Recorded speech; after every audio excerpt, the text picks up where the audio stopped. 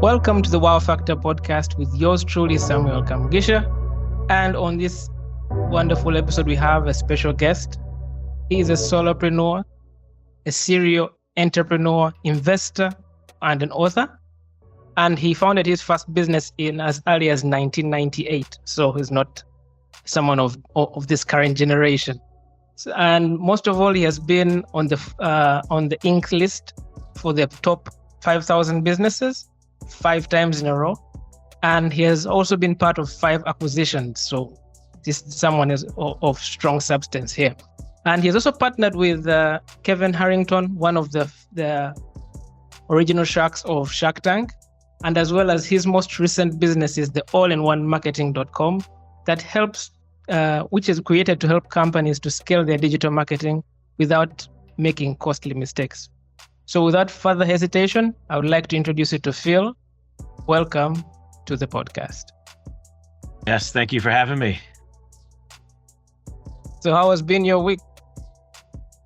This week's been interesting. We're actually working on a partnership with Damon John, who's currently on Shark Tank. One thing I've learned is if you want to put yourself around the right people. If you're looking to partner with somebody or do more business with somebody, just put yourself in the same room, whatever it takes. So we started doing that last year, and I actually have a call with them right after this to further discussion. So I'm excited about that. Oh, Damon John is the one for Fubu? Correct. Yeah, so he obviously do a lot of things, a lot of big corporations they work with, like Chase Bank. They provide a lot of different services, but everything I do is marketing and sales. So we are working with them on a couple projects that they want to get going. And again, this actually is his mastermind called Rise Nation Mastermind. We joined it last year. We do our own masterminds too, but I never promote my own stuff. I always just promote other people's stuff. But we've been working with him, trying to work with him, obviously for a while now. So, and, one thing I could say is just don't quit. I've been doing this a long time, and I learned that if you just keep pushing forward, you keep trying, eventually, things will work out one way or another. Cause I actually started trying to work with Damon back in 2019 and it didn't work. But I did, have access to his team and stuff. So when I learned about this mastermind, I was like, you know what? Let me give it another shot. Joined the mastermind, spent 6 days with him in an entire year, right? It's only 3 events for an entire year, 2 days an event. So basically around 6 days. They did some networking things here and there. But what happened was in the very first event in March of last year, he said, hey, buy 200 of my books, which is actually a kid's financial literacy book. So it was like all cartoons. So he said, buy 200 of my books and I'll do like a private lunch with you. So I took advantage of that. We didn't have the private lunch until November. So it was about, 8 months or so from the time that I got the books, which was good. I wasn't in a rush, so it was fine. And then, that kind of kicked things off with us, got a little further down the road.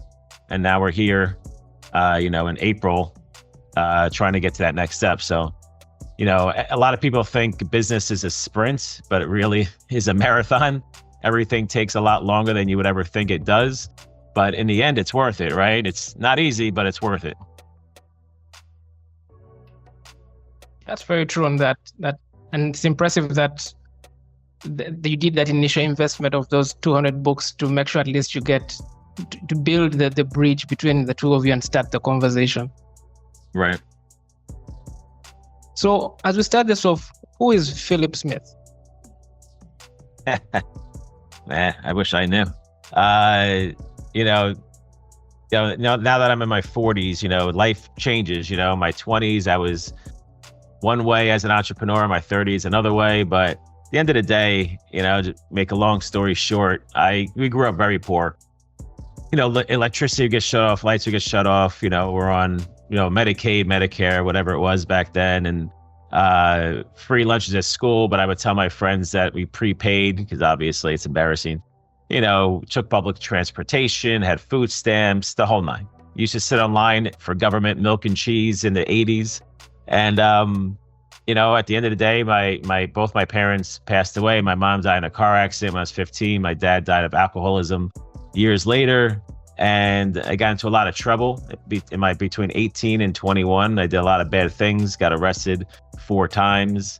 And then at 21, I decided I probably should make a change in my life.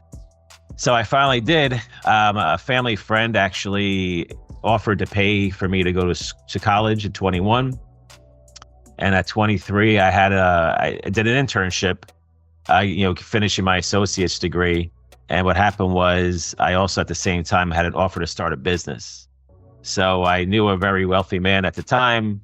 And I asked him, what do I do? And he goes, you're young, take the risks and, try to start the business. You can always get a job. So I did it. That was 1998 and basically never looked back. Struggled for a long time. We didn't really start doing well in that business till like 2003. So it was about 5 years before we kind of like skyrocketed. Finally figured it out. Ups and downs. But we ended up selling that business in 2005. Had over 200 employees. And then what happened was in 2006, I said to myself, you know what? I don't really want to have employees anymore. I don't want to have the big, corporate office job, that I could have in Manhattan. So I'm just going to go work from home and just do my own thing and see what happens. So I started providing consulting services, digital marketing consulting services to local companies here on Long Island and Manhattan. I grew that business, sold it in 2010 to an investment fund called Can Rock Ventures. The main guy there, his name is Jim Estel. Jim Estel was one of the first investors in BlackBerry. He was from Toronto. Guy made like $500 million just in that one investment alone. And then what happened was after that, I actually joined a fund for 2 years because I want to be around the people with money, right? I also want to learn the investment world, which I learned a lot, did a lot of deals with them. And then what happened was we sold the company that I sold them again in 2012, going into 2013. And then I came back home, started doing consulting again, which I really wasn't interested in doing, but I did it for now, for the time being. 2014, I realized that I wanted to get into the lead generation business because I like the idea of generating a lead, paying for marketing, doing paid marketing, paying for leads, and then selling them, right? Because that's scalable, that's automated. So once I started doing that, I started learning the business on my own in the summer of 14. October of 2014, I ran my first Facebook ad. And then by January, I was doing over $100,000 a month in revenue. And basically ever since January of 15, I did my first $100,000 a month. I've never done less than that since. So it's been an interesting road. Obviously, I learned a lot. We've done a lot of different things. Yes, I still am a one employee company. And I just work with consultants, freelancers, whoever I can that could help me out.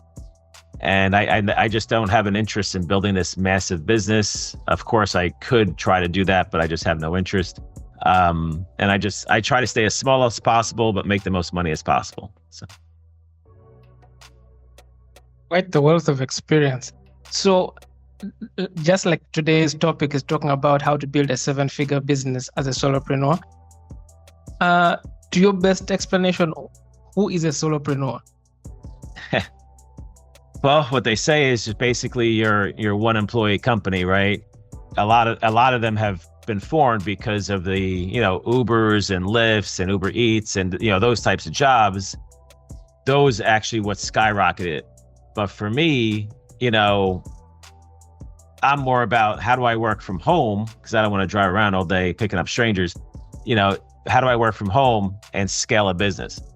You can't do anything, right? There's only certain types of businesses that would even have the ability to achieve 7 figures a year, working from home by yourself. You need something that's scalable. You need something that's automated. So for me, it's all about data, right? Data monetization. So we all know Amazon, it's all about big data. Apple, big data. Microsoft, big data. Google, big data, right? So follow the big companies because clearly they're doing something right. So that was my thing. That's why I like the lead generation business, where I can generate leads for basically any business and monetize that lead as many different ways as possible. So for example, in 2014, I just kind of fell into the business lending industry. So business loans, basically any type of business lending product. So at first I started generating business loan leads. I was generating them for $18 each, and I was selling them for $60. So that's how it started.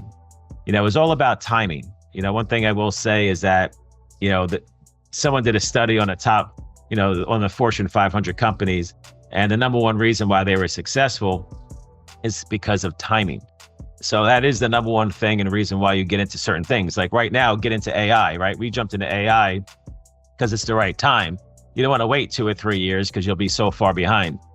So that's our newest thing that we're doing. So back then though, being in the lending industry and doing lead generation, utilizing Facebook, I was able to scale to 1,300 leads a day. Eventually, that was the most leads I did per day.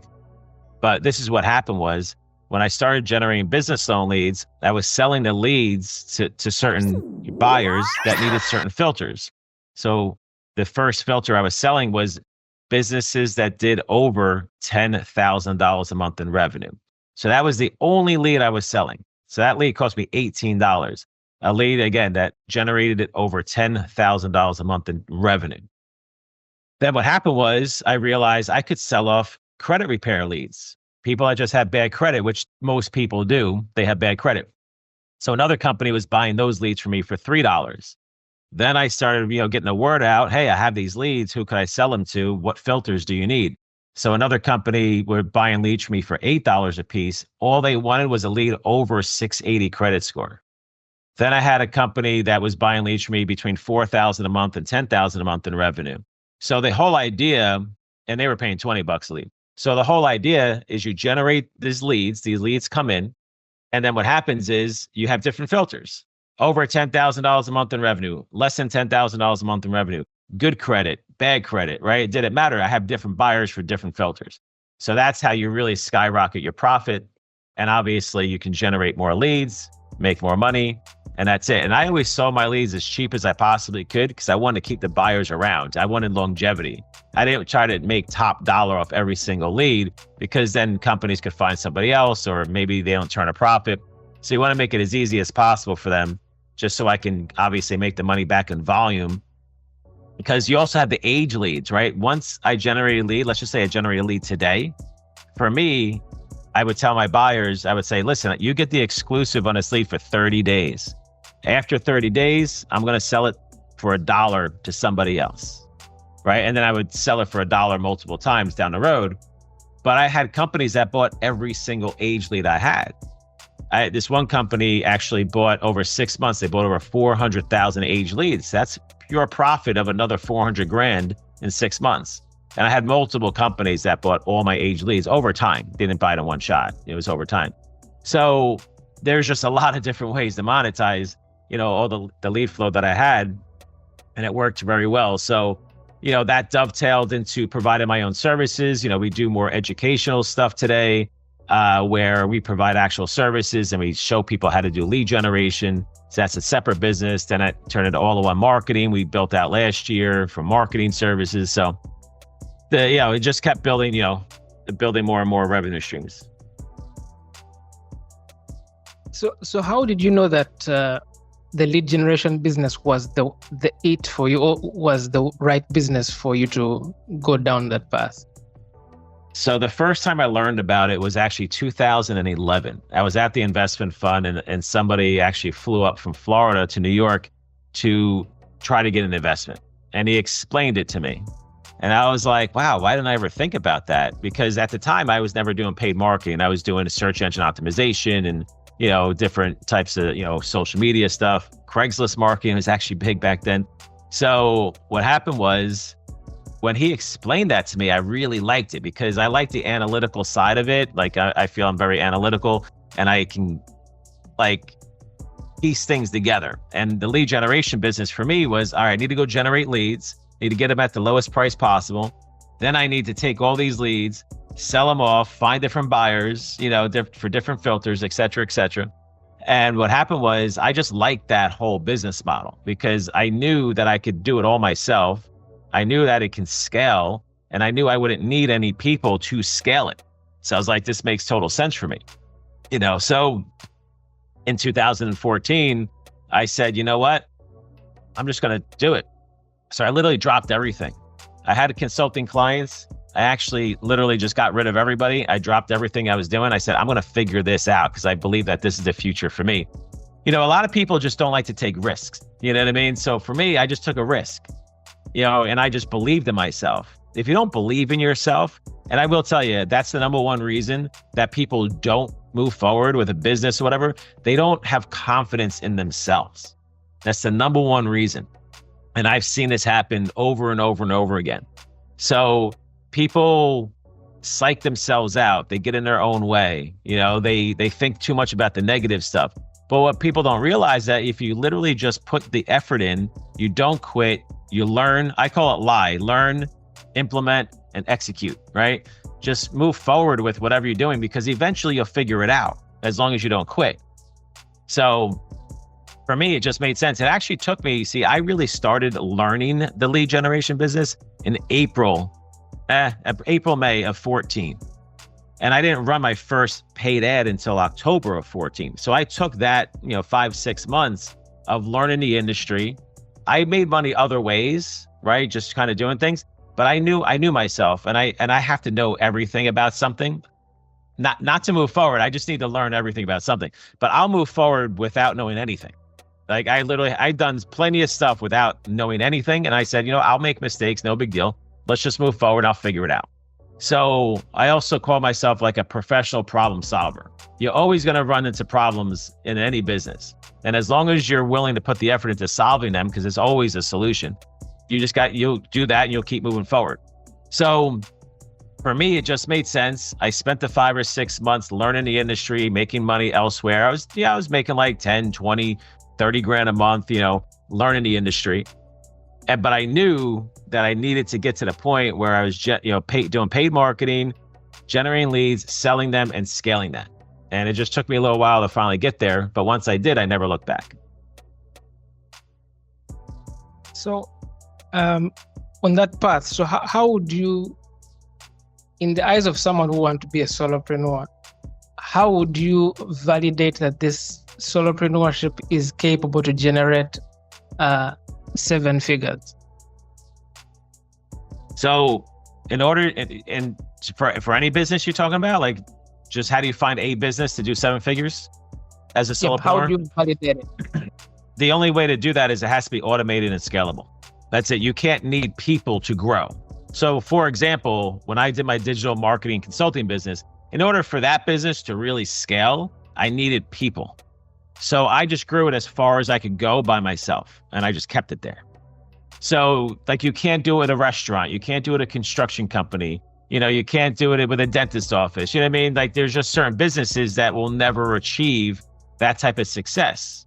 So it has to be the type of business that's automated and scalable, where you're selling, let's just say you can sell a product potentially, right? If you have all the manufacturing done for you and you're just doing that, flipping stuff like flipping leads, that's another totally separate business. But it's the concept of finding lead buyers. So I could be a lead buyer. I have bought leads before. And I've also been a lead generator, right? So, but you can be a broker. So a broker can technically do that. And they could find a lead buyer, find a lead seller, broker the deal. You could technically get to like $1 million a year in revenue with that, 100,000 a month or so. That's possible. I did that myself. I was doing about 20,000 a month doing that business myself, but I knew that there was a better way, right? I knew there was an easier way to scale. But there are businesses out there that can do it. I don't know all of them, but I just like the data game. The reason why I like data is because you can keep monetizing it for years to come. So for example, I have people that have showed up to one of my masterminds 13 years later. Like they were on my list in 2008 and they showed up in 2021, you know what I mean? That's a really long sales cycle. But basically what I'm getting at is that when you have this data, I can start a brand new business off of my aged leads, just data. So, and that's exactly how I started my, kind of like my education business, because in 2017, I already had, hundreds of thousands of leads that, business loan leads. So this is what happened. I was generating business loan leads, like I said, from the end of 2014. I was accumulating all these leads. I was selling them off, but I still obviously had the leads. Now, what happened was I started asking myself, how do I make more money, right? How do I make more money? I was selling leads off for $3, $5, $50, whatever. But I'm like, how do I make $500? How do I make $1,000? You know what I mean? So in summer of 2017, I decided to build out courses teaching people how to do what I do. It's like, well, I do this every day. It's easy for me to prove it. Let me just build out a course. So I started selling a course for $1,000. My first 24 hours of selling the course, I had my first person buy. I was like, all right, this is cool. The first month, I did an extra $30,000. I brought 30 people in. I did no marketing. And I mean, no paid marketing, no fresh leads. I was only promoting it to my age leads, right? That was it. So basically what happened was I started building that up. And that business is the reason why I reached out to Kevin Harrington. I reached out to all the sharks going back to the end of 2017, because I said, if I create a course business, I need to build my brand. People need to know that I'm like legit. Well, how do you accelerate the growth of your brand? You attach yourself to a larger brand, right? So I reached out to all the sharks. I did a deal with Kevin Harrington. When I did that deal, skyrocketed overnight, just skyrocketed. And so that was I did that deal in 2018. So that's why in 2019, I was like, well, how do I work for more sharks, right? So that's when I started trying to do more deals, but nothing else happened at the time. So I just kept on my path and what we were doing. Obviously, COVID happened, and a lot of stuff that we were doing, got shut down, with the events and whatnot. So we obviously transitioned into some new stuff, which, skyrocketed right out of the gate. And then we've been obviously going strong ever since. But, for anybody that's looking to become a solopreneur and hopefully make 7 figures a year in revenue, you just got to find a scalable and automated business that can reach that without employees, or you can always, again, hire consultants, hire freelancers. You're always going to need help, right? I did do things on my own. I didn't really start working with anybody for a while. I didn't really bring anybody on until 2017. So it was almost 2.5 years before I actually started even working with a consultant, just so you know. And the only reason why I did that was because I started the education business. If I never started the education business, then I would have never needed anybody. But that's me. Like, I'm able to do a lot of technical stuff. I'm able to do the sales. I'm able to do the marketing. I just learn. I teach myself. That's another thing. If you can't teach yourself how to do things, it's going to be very, very difficult to be successful as an entrepreneur. You need to be able to teach yourself. You need to be able to solve problems, right? You need to be able to kind of think 10 steps ahead and know the things that could go wrong with your business.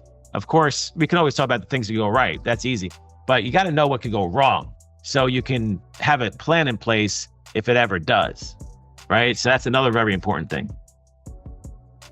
That's quite a fair bit to take in. Yeah.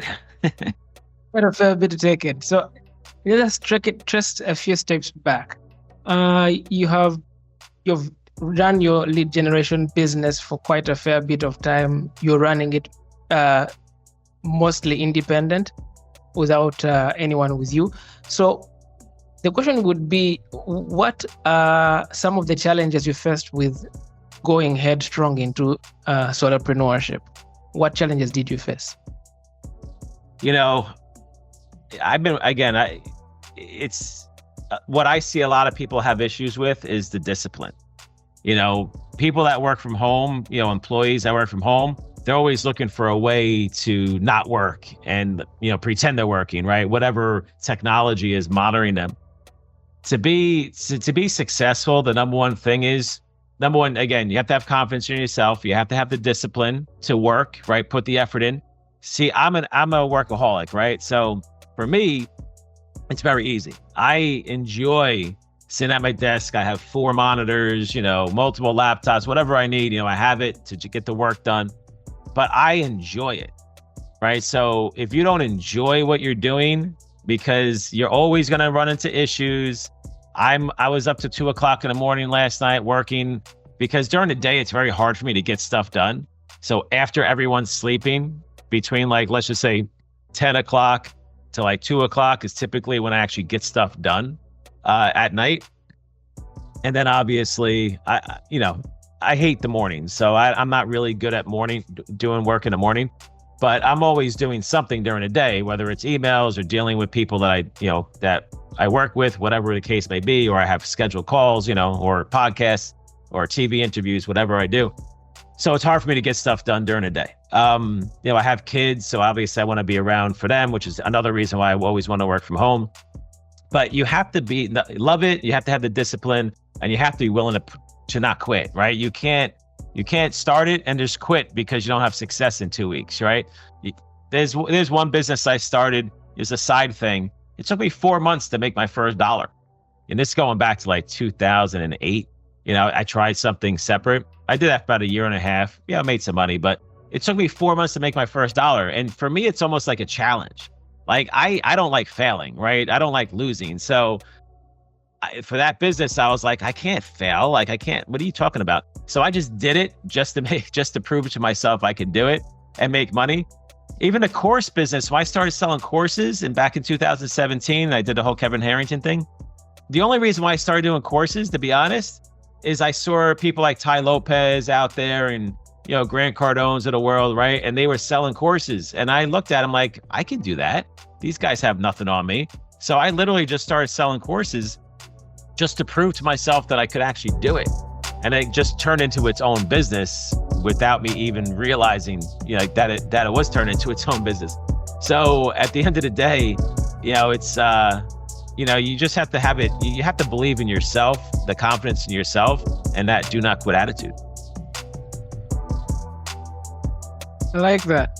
So for when you're entering the solopreneurship, were there myths that you had at the back of your mind, and how did you debunk them when you're doing the solopreneurship? Well, just being an entrepreneur in general, you're always going to believe that everything's going to happen fast, right? Whatever you do, it's going to happen quick. Just assume that it's going to take 10 times the amount of time you think it is. So, because typically things don't go right. Sometimes things magically happen and you're like, oh my God, that worked. I can't believe it. But I always thought that everything would just work and, I just do what I'm going to do and, move forward and everything's going to happen in a fast pace. Everything takes forever. Nothing works the way you think it's going to work. And it's everybody. I've seen people that I look up to and they say it all the time. Yeah, you're seeing the one thing that works, but I tried 20 things before that didn't work, and same thing with me. There's services that we tried or marketing strategies that we tried that just didn't work.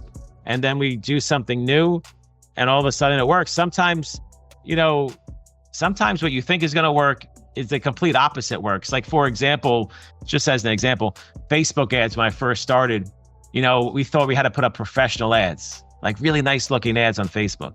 But realistically, what works better is ugly ads. The reason why an ugly ad works better is because when people scrolling on Facebook, they're going to look at something that doesn't look right. It looks weird, right? So we literally started putting up ads with yellow backgrounds and red text. That's all it was. Yellow background with red text, because it stood out. So people stopped and like, what is that? Right? So I started learning that. We thought we had to put together these great landing pages with all, wording and text and blah, like images and whatever.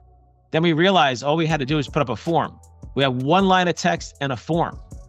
And that actually has the highest conversion rate of any long, landing page that we put together. So just give you some examples of things that we thought would work, but literally the complete opposite worked better. So that's the reason why I go to conferences all the time. I join mastermind groups to learn from people that are doing it way bigger than I am, that I can learn from. You know what I mean? Even the littlest things of like on your cell phone, when you create a landing page, just have it all on a cell phone where people don't have to scroll. And that increases your conversion rate, right? But at the end of the day, just assume nothing's going to go right. Just assume it's going to take 10 times longer. I just assume everything's going to go wrong, because when things are going right, I get too comfortable and I get lazy. I'm actually better when things go wrong. So even if things are going right, I'm like, uh-oh, something's going to go wrong soon, because it always does. Like we were doing really well up until the middle of February on Facebook. We were crushing it. Everything was great.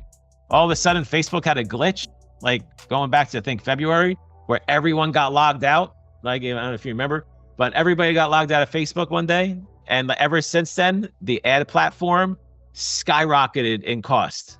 Like I see it all, people talking about it. Like we went from a $7 lead cost to a $15 lead cost within a week. So literally doubled because our CPM rate skyrocketed what they were charging us for the ads. And it totally screwed everything up. But like we were sitting pretty for a while. Then all of a sudden it's like everything just went wrong overnight, and then of course you're trying to fix it. Literally now, 2 months later, we're finally getting close to where we used to be, So you have 2 months of just like, banging your head against the wall, right? So that's what I'm saying. When you deal with Facebooks of the world and it's paid marketing to what we do, you never know. Literally things can go haywire, when you wake up in the morning. So I just expect it to happen. So I'm always ready for it. I love the attitude that you always have to expect the crazies to happen anytime soon when you're an entrepreneur. All right. So you have had 5 companies of yours acquired. Is there any way that people who would like to have some of their businesses acquired should structure them in the way that they are easier to be acquired? What would be your thoughts on that? Yeah, 100%. So a great comparison would be this, right? So if you take a SaaS business, right? A software as a service business. If you take that business could sell 5 to 8 times its total revenue. So if you're doing $1 million a year in revenue, it could sell for $5 to $8 million. And the reason why is you have that monthly recurring revenue come in. Let's just say you take a car dealership. A car dealership is going to sell off its profit, right? They're going to do a multiple of the profit. So let's just say you want to build a dog walking business. How big can you really make a dog walking business? So you want to start a business with a plan, right? A lot of people start a business because they're good at cooking. I'm going to start baking cakes out of my house. How much money can you really make baking cakes out of your house, right? I mean, you're limited. People buy franchises. How much money can you really make in a franchise? Not that much unless you own like 20 of them. You know what I mean? So you got to basically go into the business and say, all right, number one, do I want to do this business? But number two, what's my plan for the future? So now, of course, when I started my first company, I never thought about this. We did sell it, which is great. It just worked out that way. But at the end of the day, it wasn't a thought in my mind like, I'm going to go start a business and sell it. I didn't really start getting into that mindset within like the last 10 years of like, let me start businesses that actually with the intent to sell. You know what I mean? So my lead generation business, I could have sold multiple times. I got multiple offers. I even got an offer for all-in-one marketing because that is also a software as a service business in the first year when we were just trying to figure things out. You know what I mean? Like that's how much people want software as a service businesses. So now going forward, get into AI, same concept, right?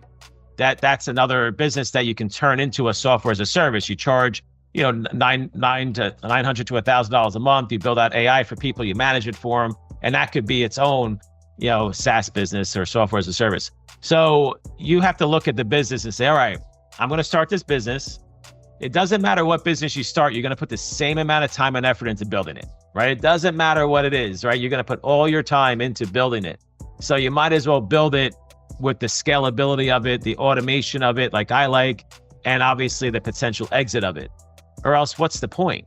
You know what I mean? Like, why are you even bothering if you're going to max yourself out at 10 grand a month, 20 grand a month? Now, of course, that may be great for some people and you may be happy with that. That's fine. But when you get there, you're going to be like, how can I make more money, right? How can I make more money? How can I make more money?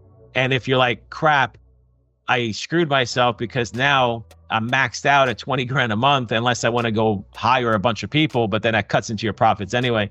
So, at the end of the day, you got to look at the business and say, what's the potential of this business as a whole? What am I willing to do? Do I want to build a team? Do I not want to build a team? And can I actually sell it, one day for whatever amount of money, whatever amount of multiple? I was offered to get into a health insurance business. That also has a big multiple. Doing personal health insurance, whether you do what we call the Affordable Care Act. Anybody who buys health insurance today knows about that. So the Affordable Care Act, you can do that, or you can actually just do regular health insurance, business insurance, etc. But the insurance business is big as well. That could sell at a big multiple. So I just learned about that in like the last year. So listen, at the end of the day, there's a lot of opportunities out there. It just comes down to the individual person and what they obviously want to do, where they want to put their time. But think about the future. Don't just think about today and just making a couple bucks. Great. So what I mainly get from this is that when you're building the business, at the back of your mind, you should have the exit already also baked into your plan. Correct. But you got to start the right business for that exit. Not every business can be sold, right? So you got to start the right type of business that can be sold. And obviously, again, if you're going to do it, you might as well do a business that has the highest multiple. All right. And those are businesses that have automation and software as a service It's typically that like monthly recurring revenue. That's typically what companies like to see. Like if you have to keep finding new customers, you're not going to sell that business for a huge multiple. But if you have something that we have a longevity and the average customer stays around for 1 year, 2 years, 3 years, whatever it is, that's the type of business that's going to get a bigger multiple, because you can find one customer and keep them around for years to come. How do you scale that, right, for years to come? And then, of course, figure out how to even make it bigger and better. So I know someone that sold a health insurance company, not health insurance, an insurance company, because they did multiple things, for 16 times their revenue.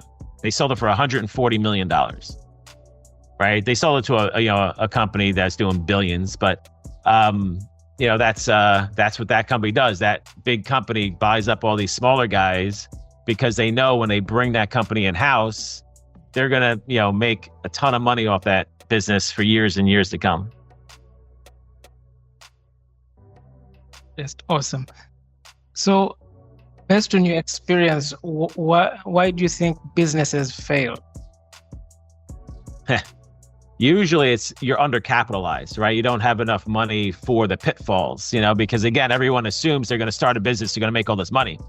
Typically, that's not the way it works, right? So you're going to have issues that you don't realize yet, and you don't have the funding to get there. So you probably undercapitalized, lack of, management, lack of skill to do it. So for example, companies come out and they have a great product, but they don't know how to do marketing.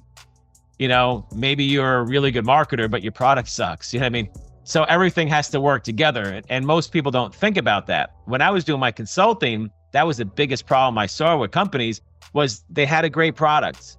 Maybe they could do sales, but they weren't generating leads. You know what I mean? There was always something off. The thing that has to happen is everything has to work together. Your lead generation on the front end has to obviously be working. Then what happens is after you generate a lead, you obviously have to have your sales process in place. Today, the automation, the AI, we have AI bots that will communicate with people automatically. Of course, you want to implement that today. Obviously, that's new, but you have to have all that automation in place, to nurture the leads. You have to have your sales process in place, get people on the phone. Then you have to have your follow-up in place. You also want to try to figure out, how do I monetize these leads multiple times? Doesn't matter what type of company you are, you always have the ability to monetize your leads multiple times. That's why Amazon, is so big, because they have so many different ways to monetize the customer base. So many different things that they could possibly be doing, right? So at the end of the day, if you can master those skills, you'll be, very well off in whatever business that you're doing. But usually getting off the ground, typically someone's going to be off on something: sales, marketing, nurturing leads, et cetera, et cetera. So that whole funnel has to work together. So what I used to do when I used to walk into someone's office to do a presentation, I would have like, a pizza pie, right? With the 8 different things that need to work together. And I would say, all right, when I looked at your stuff, you have this, but you need the other 5 things, to really make this thing crank, so you're doing well. So, and that's typically what it is. You're just missing one of the pieces. And, maybe that business owner doesn't have the knowledge. That's fine. That's normal. But the other side of it is what I've also seen is that when they try to find somebody to help them, they don't even know what to ask. How do you like if I was interviewing, because I had a brain aneurysm, right? I had a stent put in. So if I had to interview brain surgeons, I wouldn't even know what to ask. How do I know who's good and who's bad? You know what I mean? So if you got to go find a Facebook marketer, how do you know if you've never done it yourself? So what the reason why I've always had success was because I would go teach myself what I needed to learn first, and I'd figure it out myself. And then if I needed somebody to do it, then I would know if they're lying to me or not, right? Oh, Phil, your lead cost has to be $20. That's just what it is. It doesn't work. Like, what do you mean? It's $8 when I do it. You know what I mean? So I would always, because I'm a control freak, so I would always just learn how to do everything myself first. I didn't want to become an expert. I just want to understand it. So when I did bring somebody in, let's just say to run some Facebook ads for me, just as an example, I would know who to talk to, how to figure it out, what questions to ask, understand it, because then it was easier for me to know if they actually knew it. But you know what I actually started doing? I just started training people myself. So I started taking people that didn't know anything, usually friends, and I just trained them how to do it my way. And then they would just listen to me. Because what I learned was when you try to work with someone who already does it, they just have their own way of doing it. And I tried that. And I tried to work with people that tell me that they're so good at what they do, but what they're doing and how they did it didn't work for me, right? For my business. And I worked with a lot of agencies over the years, and none of them outperformed me for my own stuff. So that's the reason why I'm like, you know what, let me just teach people how to do it my way, because they'll actually listen to me and I say, listen, I'll set up for you. You just manage it. This is what you need to do. So, that's another big thing is if you don't know what you don't know. So, and if you do hire someone and it doesn't work, now you're scared to go hire someone else because it's just not going to work again. I'm just going to waste more money. So these are the little things that cause big problems for companies. Quite the wealth of experience. So we've had a very detailed conversation about solopreneurship and a bit about yourself. So with all that you've learned over the years, what would be the best advice you'd give your 19-year-old self? Well, my 19-year-old self wouldn't have listened anyway. So that was the problem with me. But you know what the problem is, you can give yourself advice at certain ages, but it's not going to mean anything. You know what I mean? And that's the biggest problem. But to tell my younger self the best advice I could give him at the time would be just throw all your money into the stock market and buy crypto very early on and you're set. You don't even have to do anything else. But I would just tell him that, in life in general, start investing as young as possible. When it comes to being an entrepreneur, and just probably the one thing that would have accelerated my success faster if I understood the concept of basically finding a mentor, joining mastermind groups, being part of, going to conferences, just learning from people that are further down the road. That's one thing I never did because I was always I will figure it out myself type of person. So I never really listened to other people. So, but the most important thing that helps me today, that accelerates me today, would be, again, put yourself in the right room with the right people, figure it out, how to do it, learn from them. The problem is a lot of that stuff didn't exist back then. You know what I mean? It was really hard to get in a room with wealthy people or, celebrity type people like a Damon John, a Kevin Harrington. It really didn't exist back then, So again, certain things just are easier to do today that didn't even exist. But that would be the number one thing that has helped me out today, later in my career, that I never did at a younger age, is just learn from people that are further down the road. That's quite interesting. So the key thing is you'd advise yourself to have some form of mentorship and invest quite early. Oh yeah, 100%. So I'll give you a quick example. We met with Damon John last week, right, in Miami, and just sitting with him, and he's outlining, what we're looking to do together. And he goes, guys, if you do this with me, I'll bring you Kevin O'Leary, I'll bring you Barbara Corcoran, and then he named 4 other, big people in their space. So 2 sharks and 4 other people. So literally in one conversation, I went from working at Damon John to 6 other people that are just as big as him.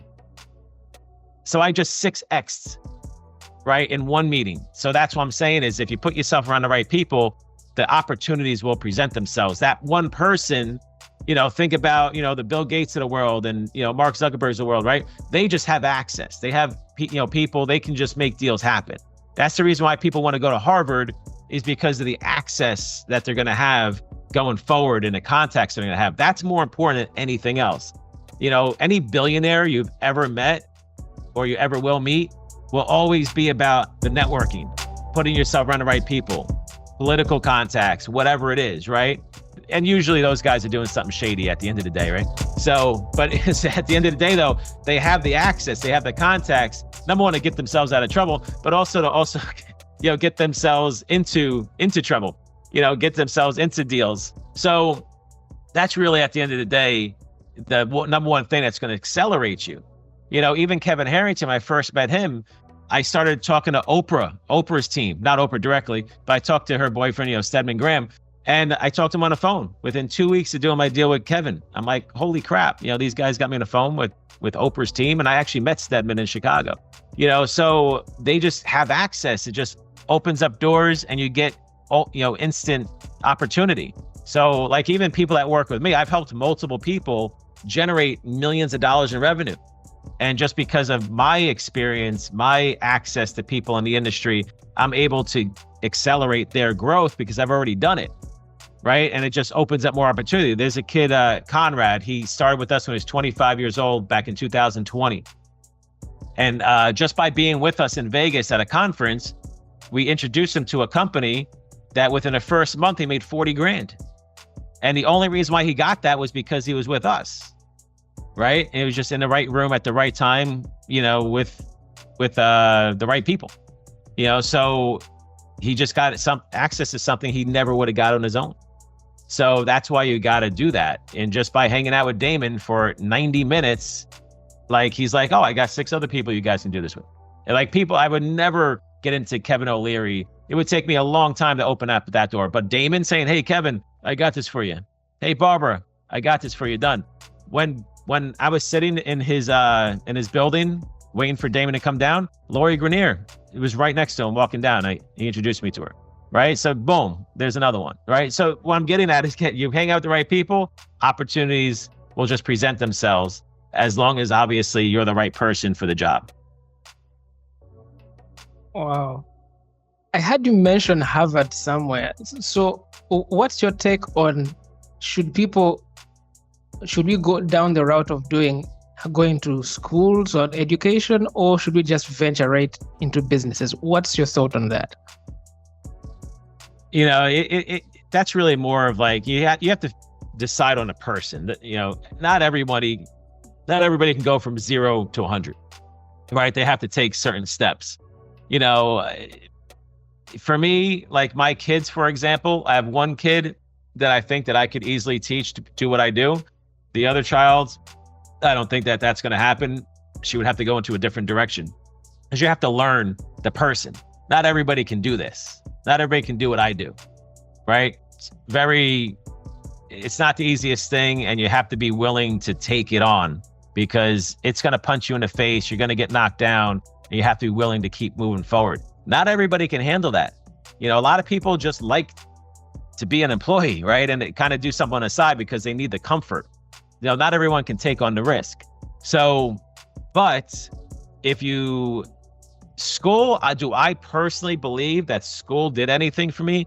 No, because I actually started my business 2 years after I got my associate's degree and started my business. I ended up getting my bachelor's degree, but it never meant anything to me. Did nothing for me. But I do believe school is important because it allows you to start something and finish it, right? And business, you have to start it and finish it, right? So I think it's good for someone to go through the school process and the educational process. And if you find something great, you can always leave college. I mean, if you wanted to, but at least it does teach you some stuff, some basic stuff. You're never going to learn in school how to become a real entrepreneur. It's impossible to learn that in school, right? So I remember doing my bachelor's degree, and I had my company, and there's people there that never started a business, and I already had one, and I had my ups and downs already starting a business, and I looked at things completely differently because I had the experience of doing it. And people that didn't have the experience didn't understand it. So when I said something like, "Oh no, I would never do that," I'm like, "Trust me, you would."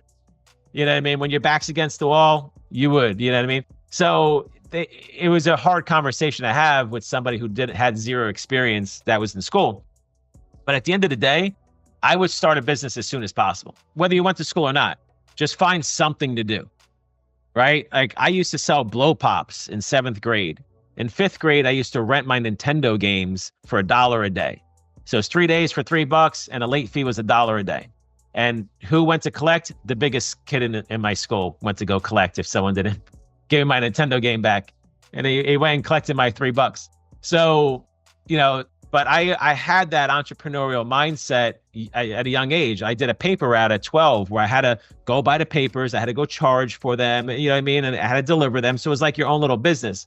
So I always had that for me. Of course, I didn't realize it, but I always had it in my brain. So when the time came to start my own business, I kind of made sense for me. Even when I was a teenager, when I was doing a lot of bad things, I would go to Canal Street in New York City and buy hoodies for like $20, and I come back in Long Island and I sell them for $50. Obviously they were knockoffs, but nobody ever cared. So I always had the idea of being a business owner and kind of doing my own things, whether I was doing something a little shady or not, but I was doing it.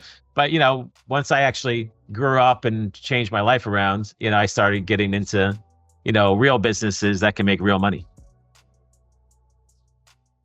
You mentioned Nintendo and you gave me a lot of flashback memories. Yeah. Tell me about it. So if we look into the future, how would you like to be remembered? Oh, I only care about my kids. I don't care about anybody else. I don't do this to make friends. I don't do this because I want to be known. I would love no one to know who I am, actually, to be honest with you. I'm not really a public person. I hate the branding side, having to put yourself out there. I actually hate it. I've actually been noticed a bunch of times just in New York City, in Times Square, in Tampa, at a bar, in Vegas, in airports, on planes. It's actually really weird. And the reason why is because I do a lot of online marketing, and I stand out with the beard and stuff. Obviously, that's the whole branding side of it. So that's the weirdest thing for me, because I hate that. And usually when people, I had someone come up to me, I was actually at the Cosmopolitan in Las Vegas at the Chandelier Bar, and I'm walking towards my friends and I see someone walking up to me. I'm like, oh crap, this guy recognizes me. And he shows me his cell phone. He goes, "Is this you?" I'm like, "No." And I just kept walking. So, I mean, obviously I talked to him, but that stuff freaks me out. Like, I can't stand that. And, but all I care about, again, is making sure my kids, are put in the right direction. I can teach them, from my perspective, how to stand on their own 2 feet, how to obviously take care of themselves, et cetera, et cetera. That's the only thing I care about, and that's it. So outside of that, whoever else I've helped and whoever else has made money, I've had multiple people tell me I changed their lives, which is great. The first time someone told me that, I actually almost started crying, to be honest with you.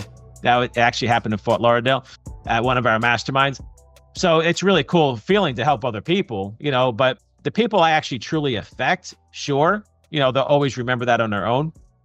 And that's all it is just helping others. See, at the end of the day, I'll never take credit for someone else's success. Sure, if I helped them out, great, but they had to do the work. I'm not going to do the work for you, right? I'll show you the path. I'll show you the yellow brick road. And you just got to walk down it, right?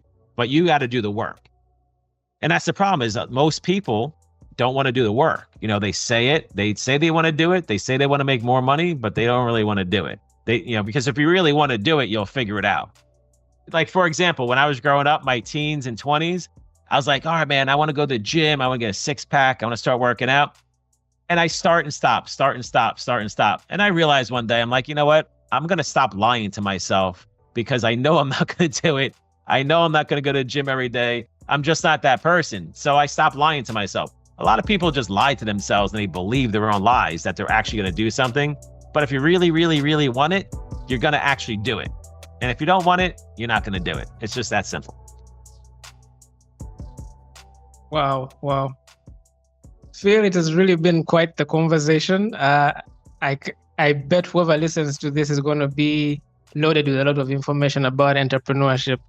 So as we wind this up, what would be your final remarks?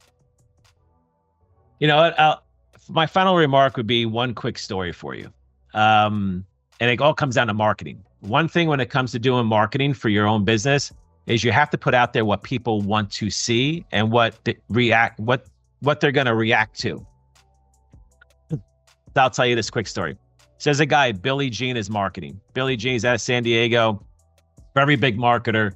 And he was speaking at an event at a mastermind that I was a part of called War Room Mastermind. War Room ended, but War Room Mastermind was a great mastermind group.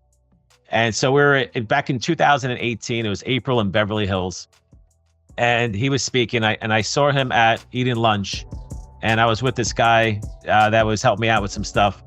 And I said, you know what, we should go talk to Billy. I got a question for him. And he's like, man, he goes, he's eating. I wouldn't bother him. I'm like, that's all right. When else am I going to have the opportunity? So if you have an opportunity, always jump on it. Just take the chance. You know what I mean? So I walked up to him. I said, hey, man, I'm really sorry to bother you while eating, but I just know I'm not going to have another chance to talk to you. I just have one question for you. What advice would you give me? I explained what I did. What advice would you give me, kind of on the marketing side? One thing I've always learned is you have to ask the right questions, and I've done this a lot where I ask questions for people that are further down the road from me that I'll never be able to find online. There's no statistics, like only they know the answer because they're actually doing it. So I asked them, like, what can I do from a marketing perspective that will change the game for me? And he goes, literally, based on what you do, because he was doing similar stuff at the time. He goes, go buy an exotic car. He goes, go make a video in a dealership, getting the car, make the whole video and run that as an ad. He goes, I guarantee it'll work. And when he first said, I'm like, really? That's your advice, right? So this is April of 18. I totally pushed it aside.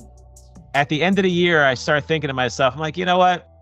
Maybe he has something. Maybe there is something there because I'm watching what other people are doing in the ads. And obviously it works when you put flashy stuff out there. So January of 19, I got a Lamborghini. I leased it. I put $30,000 down. It was $3,300 a month. At the time, I was generating 200 leads a day at about $8 a lead. I got the car. I made the video. I put the video online. And my lead cost went down to $4. So I was saving $4 a lead. Saving money is the same as making money, right? So I'm saving $4 a lead at 200 leads a day. So that's $800 a day, $24,000 a month. I'm saving on ads just because of the car. It literally paid for the car. You know what I mean? So I ended up doing his podcast with Kevin Harrington. And I told him that story and he was just laughing. He's like, it's funny, man. He goes, it's just the car at the end of the day, but it's how people perceive it. You know what I mean? And what they look at it and how it helps you out with your marketing. So one thing I've learned when it comes to marketing, you got to learn what people want to see and what they want to hear. And even if it's just literally changing a word around or 2 words around or whatever, because that literally could change the game for you. But I did that back in 2019 and it was an absolute game changer. So he was always right from the beginning when he told me, but I just didn't really get it. So sometimes you can get great advice, but because you don't really understand it, you don't do it. But sometimes you just got to do things that you don't even know if it'll work or not and just take the chance. I'm not saying go buy an exotic car. I'm just saying go out and just try things that maybe you don't realize that it's going to work, but it actually will. Especially if someone gives you the advice that's already done it. I was just about to go and get a Lamborghini. It's a good excuse. All right. Awesome. Thank you so much, Phil, for being a guest on the WowFactor podcast. It's really an honor to have you as being one of the guests. And the wealth of wisdom you've given off, it's priceless. Thank you so much. I appreciate it. Thank you.